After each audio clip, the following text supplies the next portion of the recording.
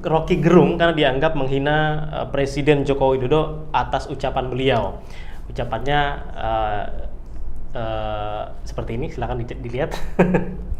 Nah, kemudian sebagian relawan dari atau pendukung dari Presiden Jokowi melaporkan ini ke Bareskrim, kemudian ditolak. Kemudian pada hari yang sama, konon kabarnya juga melaporkan ke Mapolda Metro Jaya, kemudian ada masuk laporan tersebut. Jadi sebenarnya penghinaan itu dibagi dua, Mas Nasir.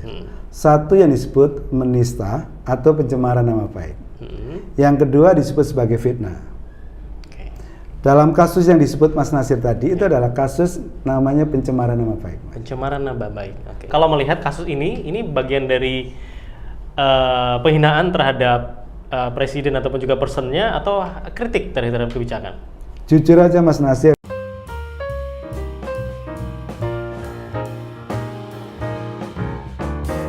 Bismillahirrahmanirrahim. Assalamualaikum warahmatullahi wabarakatuh. Mitra Muslim, para pemirsa Suara Muslim TV. Alhamdulillah hari ini kita kembali berjumpa dalam podcast Dinamika. Dan spesial di edisi kali ini saya akan ngobrol tentang beberapa permasalahan hukum di negeri kita dalam podcast Dinamika. Bersama dengan narasumber pakar di bidangnya yang akan ngobrol mengupas berbagai macam permasalahan hukum yang kita anggap mungkin kenapa terjadi seperti ini, kenapa seperti itu. Nah, beliau punya jawabannya tentunya. Baik, dan selamat bergabung bagi yang baru saja menonton Suara Muslim TV. Jangan lupa untuk subscribe dan juga like dan sampaikan komentar-komentar positif Anda di kolom komentar. Dan jangan lupa untuk share juga link YouTube kita hari ini. Baik, dan tamu kita atau narasumber kita hari ini adalah Bapak Dr. Hufron, SHMH. Beliau merupakan pakar hukum dari Universitas 17 Agustus Surabaya dan juga penasihat hukum di beberapa lembaga di Jawa Timur. Bahkan juga menjadi saksi ahli di beberapa kasus-kasus yang berhubungan dengan hukum. Dan kita sapa beliau. Assalamualaikum Pak Hufron. Waalaikumsalam warahmatullahi wabarakatuh, Mas Nasir. Apa kabar? Alhamdulillah kabar baik, dan terima kasih sudah hadir di studio Suara Muslim hari ini. Ini terima kasih banget karena waktunya di sela-sela kesibukan sudah bisa hadir. Terakhir kegiatannya apa nih Pak Hufron? Ya, kita masih dua Mas Nasir. Satu adalah ngajar, ya kedua sebagai konsultan hukum. Walaupun kita juga punya tugas lain sebagai Ketua Dewan Kehormatan Advokat Indonesia, kita juga sebagai Ketua Himpunan Konsultan Hukum Ketenagakerjaan, kita juga sebagai pengurus di Asosiasi Pengajar HTNH gitu. Ya, oke. Ada istirahatnya nggak Pak? Ada sekian banyak agenda itu, istirahatnya kapan? Istirahatnya itu adalah malam Mas Nasir. Malam. Tapi nggak boleh terlalu malam karena pagi sudah harus bangun. Betul sekali. Pak Hufron, apa yang memberikan inspirasi dalam berbagai macam kesibukannya tadi itu agar biar tetap semangat, kemudian bisa tetap sehat menjalani aktivitas sehari-hari? Mungkin bisa dibagikan ke mitra Muslim ya sebelum masuk ke tema kita. Iya, jadi prinsipnya adalah cintai apa yang Anda kerjakan, kerjakan apa yang Anda cintai. Jadi kalau kita punya profesi sebagai guru, sebagai dosen, itu adalah profesi yang kita cintai. Jadi kita menyenangi, menikmati. Kalau saya jadi seorang advokat, itu juga menjadi bagian dari apa yang kita sebut sebagai profesi yang terhormat, yang kita cintai, yang kita senangi, sehingga kita menikmatinya. Karena prinsipnya bahwa apapun pekerjaan kalau kita cintai, kita nikmati, tentu itu membahagiakan, Mas. Tapi kalau misalnya saat ini kita berada di pekerjaan yang mungkin belum cinta nih, kita upayakan untuk kita cintai. Iya, jadi kita berusaha untuk mencintai. Karena mulainya mesti harus mencintai, kemudian kita bisa menikmati, dari situ kita bisa bahagia. Ya tentu kita mensyukuri terhadap posisi kita hari ini umpama jadi seorang guru, karena nggak semua orang bisa menjadi guru. Tidak semua orang bisa menjadi seorang konsultan hukum, seorang advokat, sebagai seorang pengemban profesi luhur. Tapi kalau itu kita upayakan terus-menerus sebagai sesuatu profesi yang kita cintai, kita bisa menikmatinya, kita bisa mensyukurinya, dan itu bisa membahagiakan ya sekurang-kurangnya diri sendiri, keluarga, orang lain, dan masyarakat. Oke, sehingga kita sering mendengar ada quote ya, ada pernyataan, mungkin saja pekerjaanmu yang saat ini sedang kamu lakukan dengan lelah, letih dan sebagainya itu merupakan impian banyak orang, Pak Hufron, ya. Betul. Menjadi advokat saat ini mungkin banyak juga yang pengen tapi nggak bisa, Betul. atau menjadi guru, atau menjadi apapun mitra musim hari ini ya.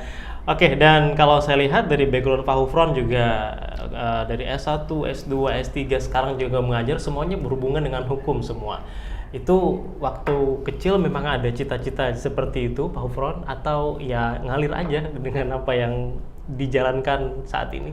Ya, cita-cita kemudian masuk Fakultas Hukum itu ketika kita waktu itu ada di sekolah, jurusan kita ini IPS, Mas.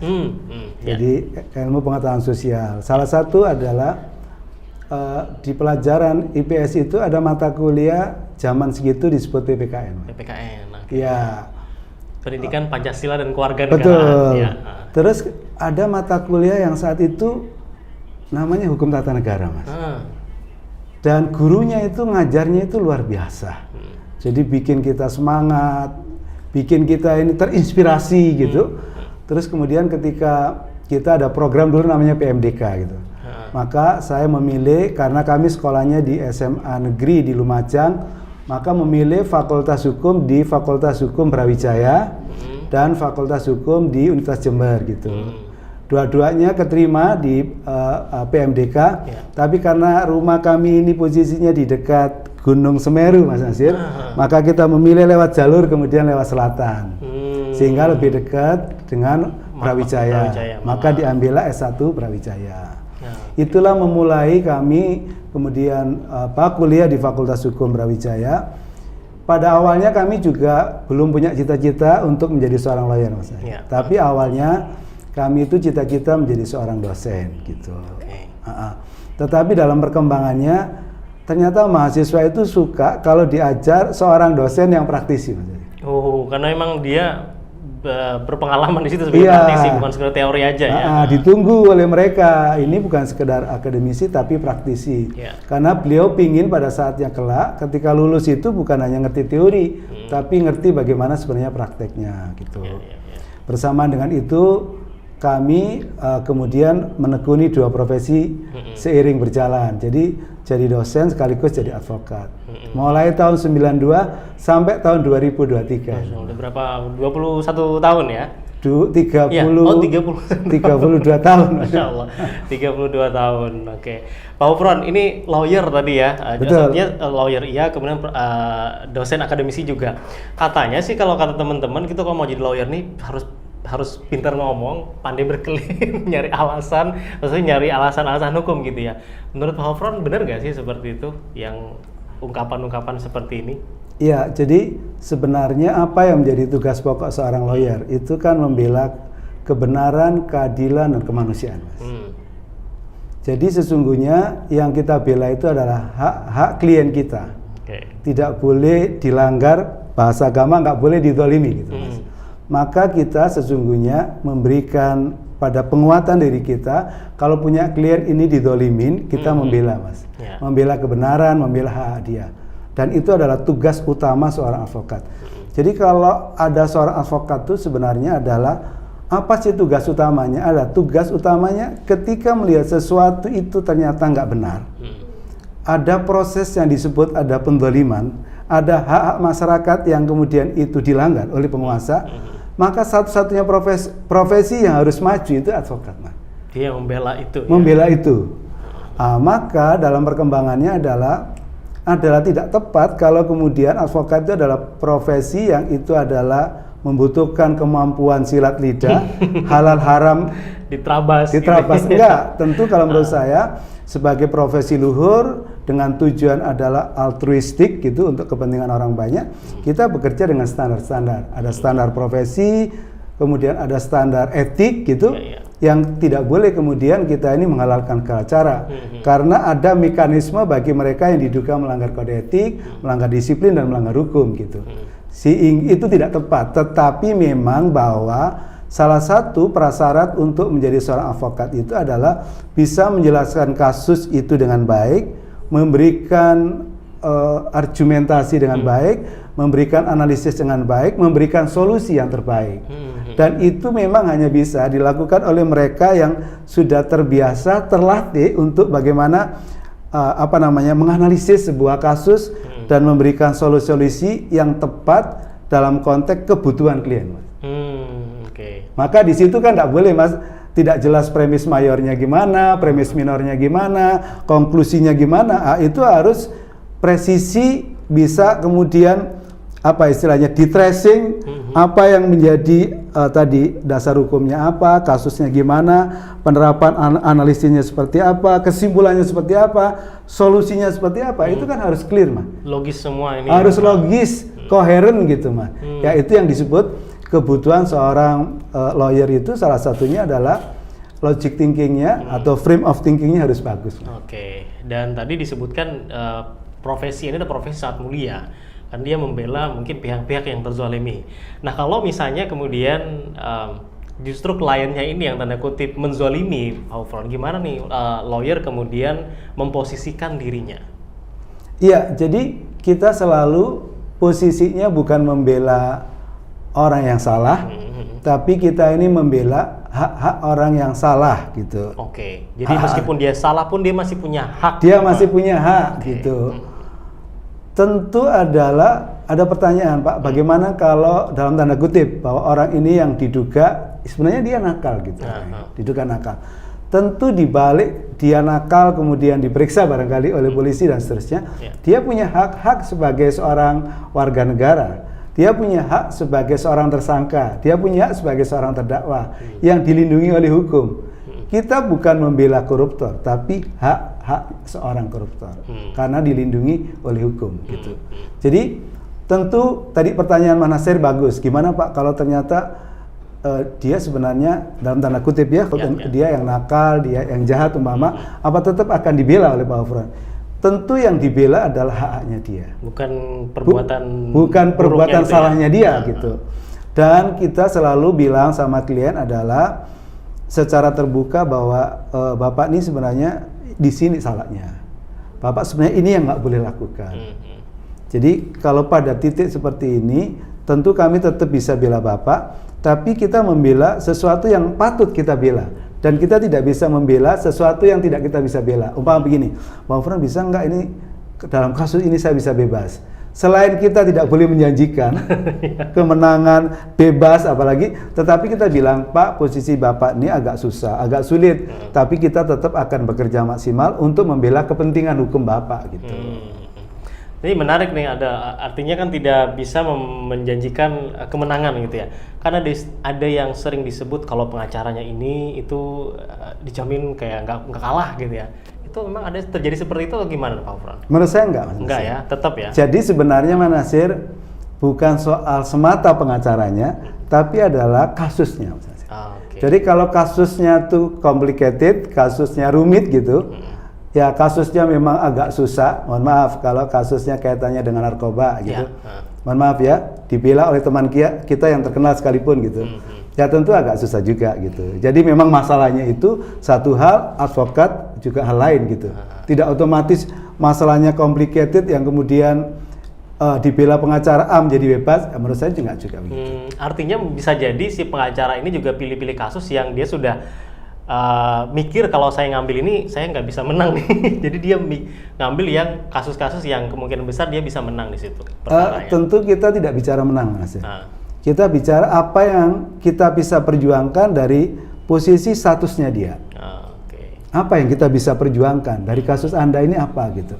Tentu ibarat itu penyakit, Mas Nasir, kan ada stadium 1 gitu. Kalau cancer ya stadium 2, stadium 3. Kita kadang mendapati kasus itu yang agak sudah rumit banget tuh. Tetapi tentu buat kita ini sebuah tantangan buat kita. Kalau merasa bahwa Anda didolimi ini, Anda diciderai gitu. Oke, siap, saya akan berupaya semaksimal mungkin mencari cara bahwa Anda dalam posisi yang lebih bagus dari posisi yang sekarang gitu. Tetapi kalau ditanya gimana Pak Gufron, kira-kira kemungkinannya, biasanya nanya itu mesti persentase, Mas Nasir. Jadi bertanya berapa persen kira-kira tingkat keberhasilan gitu. Maka seorang lawyer tidak boleh menjawab dengan jumlah persentase, Mas Nasir. Saya sampaikan bahwa dari kasus posisi Anda, dari bukti-bukti yang Anda sajikan, bahwa probabilitas kasus Anda ini adalah besar untuk kita bisa perjuangkan. Tidak boleh kita bilang, Pak Gufron, kira-kira insya Allah menang nggak itu? Jadi insya Allah sekalipun nggak boleh itu Mas Dasir, karena ada kasus begitu yang masuk di Dewan Kehormatan, di kwitansi itu rupanya ditanya oleh kliennya, kira-kira saya menang nggak? Dijawab, insya Allah menang Pak. Ya itu pelanggaran kode etik Mas Dasir. Oh, pelanggaran kode etik. Pelanggaran kode etik Mas. Menjanjikan kemenangan kepada klien itu ya. Iya, walaupun ditulis insya Allah. Baik, ini juga yang menarik Pak Gufron, kan kalau kita lihat yang ditontonkan atau yang jadi konsumsi masyarakat gitu ya, ada lawyer tertentu dengan bayaran yang fantastis, wah gitu Pak Gufron ya. Ini itu berdasarkan apa itu biasanya tuh kriterianya itu Pak Gufron? Soal apa namanya, honorarium iya. Mas, karena profesi terhormat gandengnya mesti honorarium Mas. Berapa besaran honorarium yang bisa kemudian ditarik gitu oleh seorang advokat, itu sangat tergantung kesepakatan dan kemampuan klien Mas. Jadi kalau mereka sepakat karena kasusnya nilainya besar, mungkin menjadi perhatian publik gitu, dan memang memiliki kapasitas untuk membayar besar, ya tentu ini tergantung kesepakatan kita. Tetapi kalau klien kita kemudian orang yang nggak punya gitu Mas Dasir ya, tidak punya kecukupan biaya, ya sesuai kemampuannya, disepakati. Bahkan bagi klien yang kemudian tidak mampu, dalam beberapa kasus ada yang dikenal kasus pro dio atau pro bono, kita gratiskan gitu. Ya karena profesi mulia itu kan selalu menempel tugas sosial, salah satu pro bono atau pro dio itu gitu. Tetapi bagi kita yang kliennya ini adalah upama corporate gitu, ya Mas ya, masalahnya besar gitu, dan dia memang memiliki kemampuan untuk membayar kita dengan jumlah yang besar dan mereka sepakat, oke Mas, nggak ada masalah gitu. Yang penting sepakat. Jadi sama, ya mungkin sama seperti yang profesi yang lain yang sesuai dengan honorarium tadi tuh Pak ya. Ada yang sanggup, ada yang tidak. Ada nggak yang nolak kemudian Pak? Maksudnya meskipun gede tapi ditolak gitu. Jadi kapan seorang advokat itu bisa menolak perkara? Satu, kalau menurut kita bahwa dia tidak patut dibela. Oh, jadi ada juga. Meskipun tadi dia punya hak untuk dibela gitu. Yang kedua, tidak ada dasar hukum untuk dibela.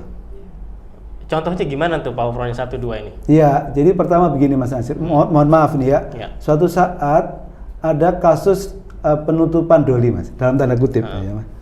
Saya ini mau diajak sama teman-teman advokat yang lain untuk kemudian bergabung, membela kepentingan mereka. Tetapi menurut pendapat hukum saya, bahwa menurut etik yang saya pegang, rasanya buat saya tidak patut dibela untuk penutupan doli dalam tanda kutip gitu. Maka saya merasa bahwa mohon maaf Mas, saya tidak bisa gabung untuk membela kepentingan mereka gitu. Tapi lagi-lagi itu subjektif Mas. Buat saya ini tidak patut dibela. Ada juga yang begini. Suatu saat, mohon maaf ini, ada guru ngaji di kampung kami itu melakukan percabulan dan itu berkali-kali. Kemudian dilaporkan polisi. Keluarganya mendatangi kami untuk melakukan pendampingan. Tapi karena kami ini tidak jauh dari lokasi itu, dan kami merasa bahwa dalam tanda kutip, quote unquote ini sudah luar biasa, kalau menurut saya sebagai suatu pelanggaran yang luar biasa menjadi seorang guru, maka saya terus terang mohon maaf ibu berkenan mencari advokat yang lain ya untuk membela kami. Di satu sisi adalah bertetangga dengan ibu, tapi kami bertetangga dengan para korban. Jadi kami merasa tidak bisa membantu membela kepentingan suami ibu gitu. Itu adalah sesuatu yang subjektif, tetapi menurut saya, buat saya tidak patut dibela secara subjektif saya gitu. Tadi ada 1, 2, masih ada yang lain lagi? Ya, tidak boleh menolak perkara itu kalau dasarnya atas dasar yang disebut sara. Jadi mau begini, ada orang datang kepada saya karena beda agama dengan saya, maka saya nggak bisa. Saya hanya bisa menerima yang seagama dengan saya. Atau kemudian saya ikut di sebuah ormas tertentu, kemudian dia tanya, apa Anda ikut ormas apa gitu? Mohon maaf. Saya ini Muhammadiyah. Saya ini NU. Saya nggak bisa tuh. Itu nggak boleh.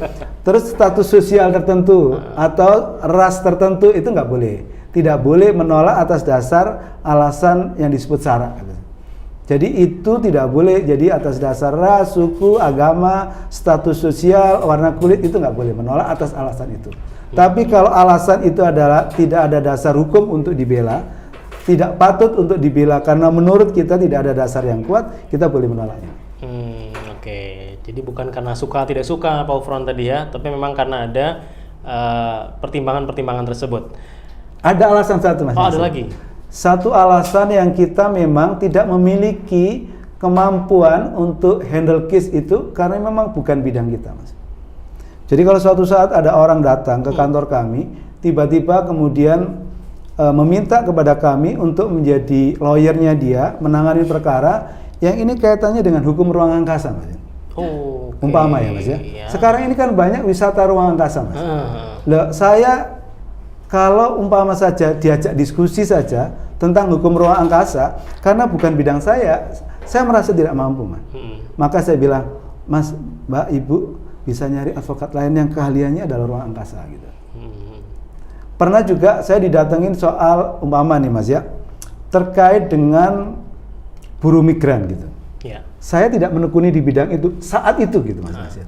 Maka saya bilang, ini saya rekom ya ke orang yang di bidang itu. Maka saya merasa tidak memiliki kemampuan untuk mendalam bidang khusus ini. Walaupun pada akhirnya saya juga menggeluti bidang itu yang sekarang kami di kantor kami juga memiliki keahlian di bidang hukum ketenagakerjaan. Sampailah dipilih saya sebagai ketua himpunan konsultan hukum ketenagakerjaan untuk di Jawa Timur. Selain kemampuan kantor kami itu yang spesialis kasus-kasus yang ada kaitannya dengan rumah sakit, kaitannya dengan malpraktek. Itu bagian dari keahlian kami bertahun-tahun menjadi konsultan hukum di berbagai rumah sakit, di klinik, di rumah sakit bersalin dan seterusnya. Dan namanya Hufron and Rubai Law Firm. Law Firm. Oke. Yeah. Jadi bisa dicek nanti mitra muslim ya kalau mau berpartner dengan Pak Hufron atau misalnya tadi mau diskusi juga. Nanti ada di teks ya, tuliskan di teks. Baik, kita masuk ke kasus yang sedang ramai nih Pak Hufron ya. Ada pelaporan kepada Rocky Gerung karena dianggap menghina Presiden Joko Widodo atas ucapan beliau. Ucapannya seperti ini, silakan dilihat. Nah, kemudian sebagian relawan atau pendukung dari Presiden Jokowi melaporkan ini ke Bareskrim, kemudian ditolak. Kemudian pada hari yang sama, konon kabarnya juga melaporkan ke Mapolda Metro Jaya, kemudian ada masuk laporan tersebut. Nah, Pak Ufron melihat ini sebagai bentuk dari penghinaan terhadap, meskipun Rocky Gerung kemudian mengatakan itu kritik bukan kepada personnya, tapi terhadap jabatan presidennya. Dan kalau misalnya dianggap kritik terhadap personnya, nggak fair begitu, meskipun dia menyebut nama presiden tersebut. Nah, Pak Ufron melihatnya kasusnya seperti apa nih? Karena sangat ramai sekali kemudian dibahas oleh netizen. Iya. Mungkin kalau yang ini saya harus jawab secara akademik, Mas. Okay. Jawaban akademik. Jadi sebenarnya penghinaan itu dibagi dua, Mas Nasir. Satu yang disebut menista atau pencemaran nama baik. Yang kedua disebut sebagai fitnah. Dalam kasus yang disebut Mas Nasir tadi itu adalah kasus namanya pencemaran nama baik. Pencemaran nama baik. Berarti ada kaitannya dengan apa yang disebut kehormatan, harkat, martabat. Yang itu bisa saja pencemaran nama baik itu kepada orang perseorangan. Ada pasal sendiri, pasal 311, KUHP 312, itu terkait dengan pencemaran nama baik, Mas. Tetapi juga di dalam KUHP yang lama itu juga ada penghinaan kepada presiden. Tetapi pernah diajukan judicial review ke MK. Dan itu oleh MK ternyata dinyatakan tidak punya kekuatan mengikat dan dibatalkan. Tetapi di undang-undang baru kita, Undang-Undang Nomor 1 Tahun 2023, itu dimunculkan lagi, Mas, dengan alasan bahwa di berbagai belahan dunia itu memang presiden sebagai kepala negara, kepala pemerintahan itu adalah merupakan sebuah lembaga yang harus dihormati, yang kemudian tidak bisa dicaci maki sekenanya, maka ditaruhlah pasal yang namanya penghinaan terhadap presiden dan wakil presiden. Seperti di dalam KUHP kita yang lama. Nah, pertanyaannya adalah muncul, memang benar pada awalnya, pada saat disusun KUHP itu, ketika bicara soal harkat, martabat, kehormatan itu bersifat personalih, jadi bersifat orang perseorangan. Itu betul gitu. Sehingga kalau yang punya rasa hormat, martabat, harkat itu hanya manusia. Jabatan nggak punya gitu. Maka kenapa selalu pengaduannya itu kalau orang itu sebagai pelapor mengadukan, itu bukan namanya laporan polisi, Mas, tapi lebih ke pengaduan polisi. Nah, karena sifatnya adalah delik aduan, bukan delik biasa, maka nanti yang merasa keberatan terhadap laporan itu, yang merasa terhina, dia harus datang sendiri sebagai person yang saya merasa terhina. Gitu. Yang dalam hal ini adalah Presiden gitu. Nah, pada awalnya seperti itu, tetapi dalam perkembangannya, Mas, bahwa yang bisa kemudian dihina itu bukan hanya orang perorangan yang bersifat personleh, tetapi juga adalah jabatan negara, termasuk presiden dan wakil presiden. Hanya di dalam KUHP kita yang baru ada syaratnya, Mas Nasir. Satu syaratnya adalah itu adalah merupakan delik aduan. Jadi si pejabatnya ini harus mengadukan sendiri. Nah, maksudnya seseorang pejabat yang kemudian menjadi terlapor itu harus kemudian datang sendiri melaporkan bahwa merasa dia terhina gitu. Tetapi di dalam Undang-Undang 1 tahun 2023 itu ternyata, Mas Nasir, itu ada pasal yang memudahkan buat presiden dan wakil presiden tidak mesti datang sendiri, bisa secara tertulis gitu, Mas Nasir. Jadi kalau presiden ini merasa bahwa dia dihina atau wakil presiden dihina, dia bisa membuat pengaduan secara tertulis kepada polisi. Dan tentu kalau itu betul bahwa presiden mengadukan, menyatakan dia kemudian terhina, maka memenuhi syarat prosedural untuk kemudian diperiksa. Syarat yang kedua adalah bahwa orang yang kemudian diduga sebagai pelaku dalam konteks penghinaan pada presiden itu harus dipanggil dan diperiksa dan diminta keterangan. Meskipun tadi dia awalnya pengaduannya bisa melalui surat, tapi kemudian harus dipanggil lagi. Bukan, yang dipanggil itu adalah yang diduga sebagai pelaku. Penistaan tadi. Dia harus diperiksa, tidak boleh tiba-tiba polisi, penyidik itu tanpa memanggil yang bersangkutan, kemudian ini diproses lebih lanjut sampai dilimpahkan. Ini ada kaitannya dengan prinsip audio de alteram partem. Para pihak harus didengar keduanya oleh aparat penegak hukum gitu. Jadi yang ketiga adalah selalu namanya penghinaan itu di depan publik. Kalau dulu itu adalah sebelum ada undang-undang ITE itu kan harus dalam dunia nyata. Kalau sekarang maka bisa saja tidak saja di dunia nyata, tetapi bisa di ruang virtual. Maka nanti pasalnya itu pakai juga dengan undang-undang ITE, Mas.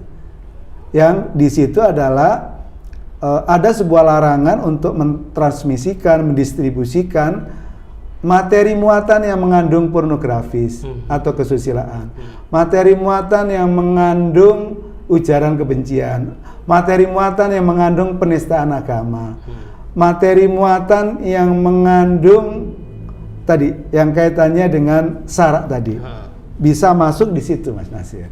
Oleh karena itu pertanyaan saya adalah sebenarnya pasal yang mana hendak dilaporkan?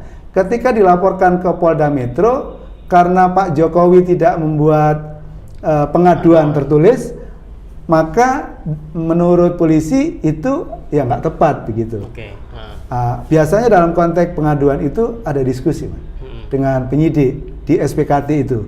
Dan dalam konteks itu kira-kira yang lebih mendekati itu tindak pidana yang mana, maka muncullah yang ternyata ini kaitannya dengan hate speech atau ujaran kebencian, yang walaupun dalam konteks diskusi di kalangan ilmiah pertanyaannya apakah bisa ujaran kebencian yang ditujukan kepada presiden itu yang berbasis ras tadi itu, suku, agama, ras, golongan, ras, suku, agama, ras dan antar golongan itu namanya negara itu atau lembaga negara presiden itu masuk yang mana gitu.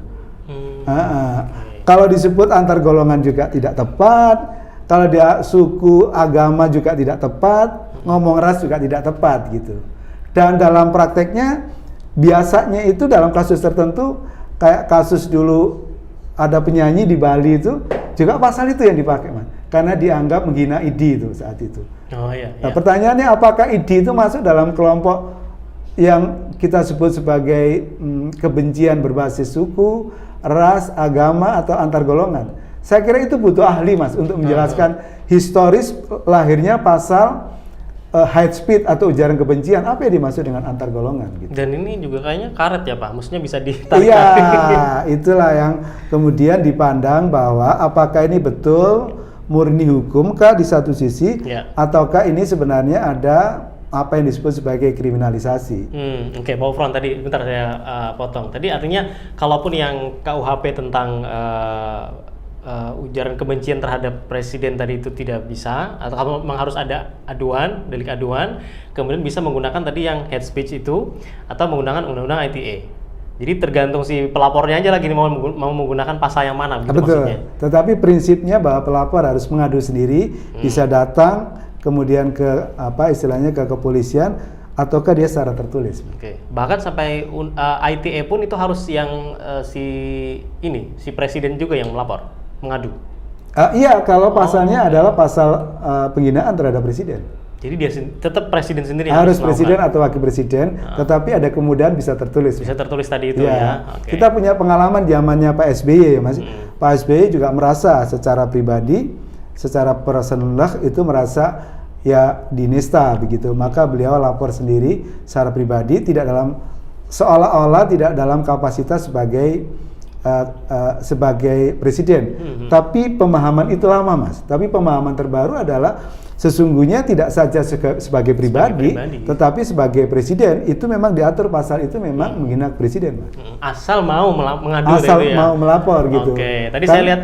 Karena dalam banyak kasus Pak Jokowi itu, Mas, sebenarnya menurut saya beberapa kali dalam tanda kutip itu tidak dihina orang, Mas, dinista orang, tapi Pak Jokowi nggak ngelaporin. Iya, ini barusan seperti saya tadi baca ada di sebuah berita online, Pak Jokowi mengatakan itu hal-hal kecil lah, saya fokus kerja saja. Artinya kan beliau nggak masalah bukan nggak masalah, nggak mau ngadu kan mungkin. Betul, tidak memenuhi syarat kalau itu tidak dilakukan oleh Pak Jokowi. Ya, jadi artinya yang dilakukan oleh para relawan yang mengadukan itu ini tidak sia-sia masih gitu Pak ya. Karena nggak bakal diproses sama kepolisian. Ya, kalau menurut saya, kalau umpama saja betul bahwa laporan polisinya tadi diterima, Mas, itu tentu akan ditindaklanjuti dengan proses penyidikan. Yang di situ akan dipanggil lah terlapornya gitu, ya tentu adalah pelapor lebih dahulu diperiksa, berita acara pemeriksaan pelapor. Nanti juga terlapor juga akan diperiksa, saksi-saksi yang berkaitan, bukti-bukti yang diperlukan, termasuk ahli akan diperiksa untuk sampai bahwa kasus ini dari penyelidikan bisa naik ke status penyidikan. Dari penyidikan bisa kemudian dilimpahkan ke pengadilan untuk kemudian diperiksa di persidangan. Jadi kalau menurut saya proses ini dinamis, Mas. Proses dinamis. Karena apa? Karena tentu nanti ada hak-hak baik bagi pelapor maupun terlapor untuk bisa menghadirkan ahli dalam rangka bahwa saya ini nggak bermaksud menghina Anda, saya nggak punya etikat buruk, saya lebih ke soal kebijakan Anda gitu. Jadi disitulah mulai ada pertanyaan, apa sih bedanya kritik sama pencemaran nama baik gitu. Kalau di Undang-Undang Nomor 1 Tahun 2003, walaupun nanti berlaku baru 1 Januari tahun 2026, Mas, itu Mas. Masih 3 tahun lagi. Itu adalah sepanjang itu untuk kepentingan publik, Mas, itu tidak masuk dalam kelompok yang disebut sebagai penistaan. Sepanjang untuk kepentingan publik. Dan yang kemudian yang dipersoalkan itu adalah berkaitan dengan kepentingan publik, kebijakan publik, tidak person yang kemudian, mohon maaf, dicaci maki. Kebijakan-kebijakan itu yang dipersoalkan oleh masyarakat gitu. Itu masuk kritik tadi. Termasuk kritik. Itu tidak boleh, itu menjadi bagian dari kebebasan berserikat, kebebasan berekspresi yang dilindungi oleh konvensi-konvensi internasional dan konstitusi, Mas itu. Oke. Sehingga kebijakan-kebijakan atau pemerintah pun tidak menjadi anti kritik, Pak Hufron ya, karena itu yang dikritik adalah kebijakan yang berhubungan dengan kepentingan publik, betul, bukan personnya, bukan betul, fisiknya, betul. gitu ya. Ada yang menarik dulu ketika BEM UI yang kemudian bikin statement tentang apa istilahnya itu ya, yang disebut bahwa presiden itu apa namanya, dia banyak kemudian menyampaikan pidato di depan publik, kebijakan-kebijakan itu, tetapi beda di kebijakan, beda di praktek gitu loh, Mas. Gitu. Jadi beliau merasa bahwa Pak Jokowi ini secara pidato, orasinya ini bagus nih gitu.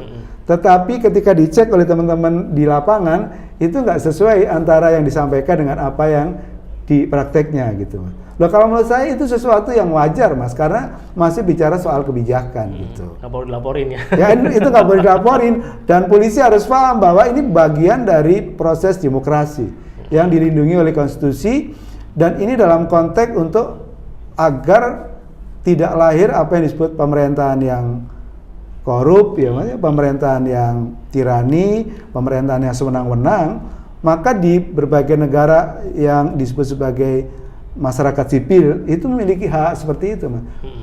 Karena apa? Hak itu adalah merupakan hak asasi manusia yang melekat sejak kita lahir, dan kemudian tidak otomatis ketika kemudian sudah diserahkan kepada ke presiden sebagai penyelenggara negara, kepada DPR, itu lantas berhenti, kita tidak boleh mengkritik.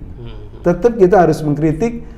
Dan kalau menurut saya, dalam bahasa saya sebagai seorang akademisi, saya mengkritik ini karena saya mencintai bangsa ini. Maka saya selalu, kalau mengkritik itu, mohon maaf Mas Dir, selalu saya di satu sisi bicara soal plus minus gitu. Kebijakan Pak Jokowi ini ada menurut saya bagus, tetapi di sisi lain ada yang kurang menurut saya ini. Atau di sisi lain kita mengatakan ada kelemahan Pak Jokowi di titik ini, tapi ada kelebihan di sisi yang lain. Maka seorang akademisi selalu harus memberikan penilaian yang lebih objektif, yang menurut saya lebih berbasis data gitu, yang kemudian kalau menurut saya proporsional. Oke. Nah, sebagai penutup, Pak Hufron, kalau melihat kasus ini bagian dari penghinaan terhadap presiden ataupun juga personnya, atau kritik terhadap kebijakan?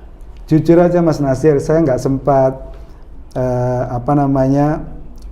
kan begini Mas Nasir, mohon maaf. Ya. Jadi kalau kita ini hendak menilai apakah sebuah kasus ini adalah sebuah kasus yang berkaitan dengan penistaan agama, ataukah kasus ini kaitannya dengan hate speech, maka tentu kita harus secara utuh, tidak boleh sepotong-potong tentang video itu. Oh, jadi nyimak dari awal sampai akhir dulu ya? Ya, jadi kita ini harus tahu suasana kebatinannya, Mas, istilahnya. Okay. Kita ini harus tahu asbabun nuzulnya gitu, tidak sepotong-potong. Oleh karena itu, maka ketika kita dulu berbicara soal masih yang lama ada kasus Ahok gitu, kita ini nggak bisa tiba-tiba panggung depan saja. Kita harus tahu bagaimana suasana kebatinannya juga gitu. Dan itu saya jujur aja itu belum utuh melihatnya. Maka jujur saya juga belum bisa memberikan penilaian.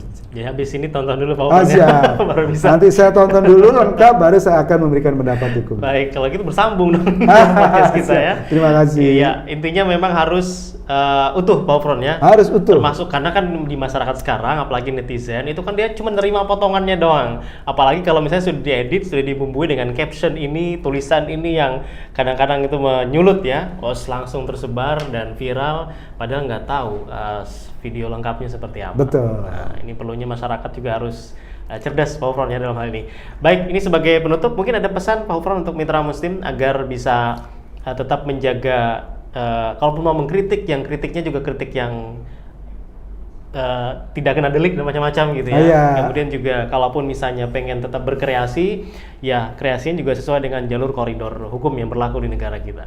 Ya, jadi memang di negara-negara yang beradab itu soal istilah penghinaan itu rex delicten namanya. Jadi itu memang delik, Mas Nasir. Maka termasuk penghinaan terhadap presiden. Tapi memang ada beberapa negara yang itu tidak memasukkan sebagai rex delicten. Oleh karena itu menurut saya kita ini juga tetap teman-teman aktivis gitu ya, yang pro demokrasi juga tetap di sana sini harus tetap belajar hukum juga terkait dengan persinggungan antara hak asasi manusia, kebebasan berserikat, kebebasan berekspresi di satu sisi, dengan apakah kebebasan berekspresi tadi itu bisa berujung kepada delik gitu. Maka kita harus tahu rambu-rambunya, Mas Nasir. Salah satu tadi adalah kalau ini tidak berkaitan dengan presiden wakil presiden, kaitannya orang perorangan, ya tentu bahwa penghinaan, penistaan itu adalah bagi seseorang yang merasa harkat, martabat, kehormatannya terganggu, maka dia bisa mengadukan gitu. Yang dari situ kemudian teradu, dipanggil, diminta keterangan, tentu akan diperiksa apakah memenuhi unsur-unsur pidana. Kalau itu adalah pasal 311, 312, 310 yang ada di KUHP. Tetapi kalau kita ini berimpitan kaitannya dengan mengkritik kebijakan pemerintah, menurut saya lebih bagus kebijakannya yang dikritik, bukan orang perorangannya kalau menurut saya. Tetapi sebenarnya agak susah, Mas Nasir, antara mengkritik orang perorangan sebagai pribadi dan orang perorangan sebagai pejabat.